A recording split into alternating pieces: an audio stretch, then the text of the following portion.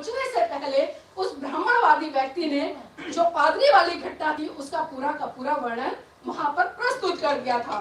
जैसे ही सावित्रीबाई घर में घुसी तो माँ ने बड़े घूरते हुए उससे पूछा कि तुम उस व्यक्ति से क्या लेकर आई हो। तो सावित्रीबाई बड़ी जिज्ञासु थी, मैंने कहा सवाल करना जानती थी वो, और उसने कहा कि माँ उन्होंने मुझे खाने के लिए बिस्किट दिया और मुझे एक बात बताई कि रास्ते में चलते हुए वक्त बेटा कभी भी कोई चीज मत खाना, और उपहार के रूप में उन्होंने मुझे एक पुस्तक भेज दी।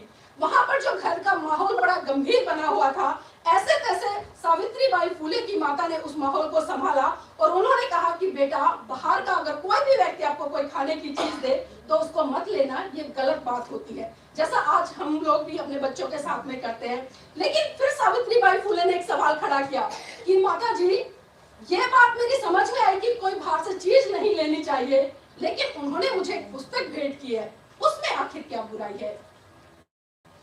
फिर माता रमाबाई की जो माता थी उन्होंने फिर संभाला और सारे माहौल को उस समय शांत किया। लेकिन जो माता सावित्रीबाई फुले थी उन्होंने पेज को पलटा। विडंबना ये कि पढ़ना नहीं आता था, लेकिन जो पिक्चर उसमें छपी थी उसके माध्यम से बहुत सारी चीजें उनके सामने एक दृश्य के रूप में जिस तरह से प्रस्तुत हुई और जो भाव थे उन पिक्चरों के, कहीं ना कहीं उससे उन्होंने बहुत सारी चीजों को जानने का प्रयास किया।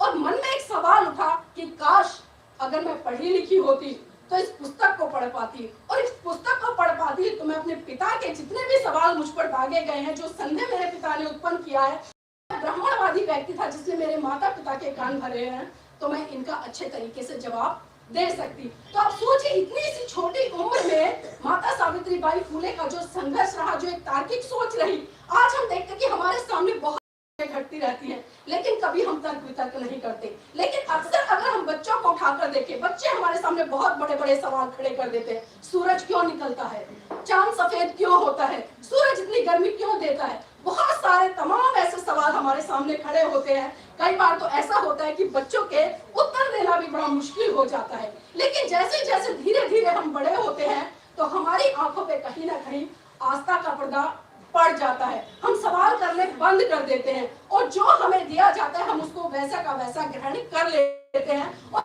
कहीं ना कहीं हमारी बुद्धि विकसित होती है उस पे हम जंग लगाना शुरू कर देते हैं। और उसी का कारण ये है कि अब जिस तरह से मैं भारत देश की स्थिति की बात करूं, खासकर मैं महिलाओं के संदर्भ में बात कर रही हूँ, एक छोटी सी बच्ची इतनी तार्किक, लेकिन आज अगर उम्र में भी हम तुलना करें, चाहे मैं छोटी सी बच्ची की बात करूं या 80-90 साल की महिला की बात करूं, तो आज वो इतनी रूढ़िवादी परंपराओं में ग्रस्त है कि चाहकर भी उनसे निकलना नहीं चाह रही है। और लोग अक्सर यही कहते हैं कि पीछे से चली आ रही है, परंपराएं हैं, बड़े बुजुर्ग करते हैं इसलिए हमें भी फॉलो करना होता है। लेकिन हम कभी सवाल खड़े नहीं करते कि कई बार ऐसा होता है कि हमारे बड़े बुजुर्गों से कुछ गलतियां हुई होंगी, तो ऐसा तो नहीं है कि वही गलती हम भी दोहराएं। उदाहरण के तौर पर मैं बताना चाहूंगी, जिस तरह से भारत देश में सती प्रथा थी, जब किसी महिला का बाल विवाह हो जाता था और उसका पति मर जाता था, या जो सीनियर महिला होती थी उनके भी विवाह होते थे, उनका पति मर जाता था, तो बहुत बुरी प्रथा थी सती प्रथा कि उस पति के साथ में उस जिंदा महिला को जला दिया जाता था।